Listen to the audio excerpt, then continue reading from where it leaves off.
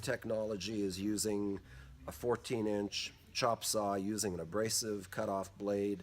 You get a lot of sparks, get a lot of heat, smoke, dust, very dirty. Whereas with the newer 14-inch carbide-tipped metal cutting saw, low-speed metal cutting saw, you get a larger number of cuts.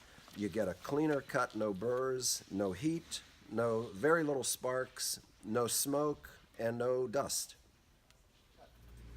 You